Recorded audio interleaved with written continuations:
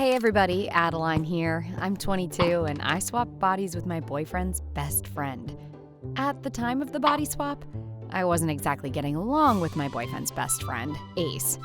He and Steve had been friends since high school and I tried to respect their relationship. But Ace was rather coarse. He always had grease under his fingernails and he ate every meal like it was his last. I did my best to keep my feelings to myself, even though Ace would show up at all hours of the night. This one time, I told Steve that I didn't want Ace to come by when my parents were in town. He was meeting my folks for the first time, and I wanted everything to go perfectly. It was important for my parents to see what a great couple we were. Steve couldn't pretend that Ace had the best manners, so he had to see my point. But Steve was offended. He said I didn't like Ace, which wasn't true. I wanted to prove him wrong. His birthday was a couple days away, and maybe if I did something with Ace, he would see I liked him just fine. I wanted Ace to help me surprise Steve and thought we could go in on a gift together. Ace agreed, but it didn't exactly go well. Ace picked me up a little while later, and he drove me to the mall in his junked-out van that had a stank of old socks covered with patchouli incense. Ace thought he'd like a custom pool cue, and we got one engraved. But when we were leaving, he got suddenly hungry and was craving this pizza from a shop in the mall. It was this little pizzeria, and I had to admit, it smelled great. But when we got inside, we couldn't find anybody. Ace noticed this secret door that led to some kind of speakeasy that looked as though it had been around since the turn of the century. It had marble floors and big oak furniture. We passed through these curtains where we found an old photo booth. I told Ace we ought to get out of there. But then we heard a voice from behind us say that we couldn't leave until we marked our occasion with a photo. It was some oddball-looking guy, and he insisted. He said nobody leaves without a photo. It was dusty inside the booth, like it hadn't been used in ages. We hit the start button, and a weird message scrolled just above the camera lens. It said, "Now it can't be stopped. I hope you're ready for a body swap." There was a flash and then a whir, and soon the photo strip was sliding out of the slot. When we got out, the creepy guy was nowhere to be found. But there was an open door across the atrium, and we found our way out of that dungeon. When I got back home, I wrapped up Steve's gift and hid it in the closet till his birthday. But later, when I looked at the photo from the booth, Ace's face was disappearing, and mine was fading too. Slowly, our faces appeared on each other's bodies. It was the freakiest thing that has ever happened to me. Until the next morning. I was waking up, coming slowly to consciousness, but I couldn't open my eyes. I thought I was in a coma or something because I was stuck in the darkness of my own thoughts, unable to control my body. But then I heard the buzzing of an alarm clock and blurry vision came into view. I had no control over my actions or movements, and it was like I was trapped. I felt my arm move, and I slapped off the alarm and dragged myself out of bed. I didn't realize that I was in Ace's body until I saw his reflection in the mirror. I was trapped inside Ace's head. He was up way too early, and then he started eating the most unhealthy breakfast I could imagine. I was horrified, and I started screaming and crying to myself, and that's when Ace heard me for the first time. I was saying, "Why me? Why me?" over and over, and Ace looked up and stared in the mirror like he could see past his own eyes. And then he spoke out loud. "Who are you?" he said. It's me, Adeline," I said, and he could hear me. We had a whole conversation, which turned into an argument, and I told him about the freaky photo. I said we had to find that oddball guy and the photo booth, but Ace said he had to work. He took me with him to his auto shop. I could feel the grease in my skin, his skin. Fumes made us cough.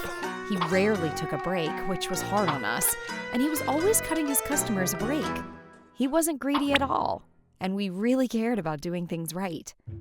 But I wanted out of his body, and I was trying to irritate him into listening to me. I was concentrating as hard as I could, saying, "Go to the photo booth, go to the photo booth," over and over. And finally, it came out of his mouth. He shouted, "Go to the photo booth," in the middle of his shop and confused his customers. I could control his body if I focused hard enough. It started with his fingers and then his arms. My voice was getting louder inside, and I was able to make his arms move. By the end of the day, I had legs working, and soon I was in complete control. I was dancing around to prove it, and then I was going to take us back to the mall. But I couldn't get his voice out of our head. He was protesting, trying to mess with me. If you're in my body, who's in your body? I wondered where my body could be, and I took Ace to the house to check. Sure enough, my body was asleep in my bed where I left it with the photo strip in my hand. Ace started to wonder if he could control my body like his, and he got quiet for a long time. He wouldn't even respond. But then I heard him whisper in our head that it was working. I saw my body coming back to life. Fingers began to wiggle, and then my body rose up and got out of bed. It stumbled, smacking into the wall, lumbering down the hall like Frankenstein. And Ace's voice was getting softer inside our head, which was now my head, I guess. And then my old body spoke. "What's up, dudes?" I heard my voice say. I could no longer hear Ace in my head, and the full body swap was official. It was a strange experience being in each other's bodies. After a while, Ace agreed we should try to get back in our own skin, and we went back down to the mall. But this time, when we went to the little pizzeria and walked into the back door, we found nothing except a janitor's closet. I looked at the photo strip, and on the back there was a phone number, so I called. They were able to track down the machine by the serial number printed on our photos. The guy said he could find the booth's new location for me, but it might be a few days. We were both late for Steve's birthday surprise. We grabbed the gift and showed up at the restaurant, agreeing not to tell Steve anything about the body swap. But at dinner, Ace totally freaked out when Steve put his arm around him. Steve was trying to flirt with me, but Ace couldn't handle it.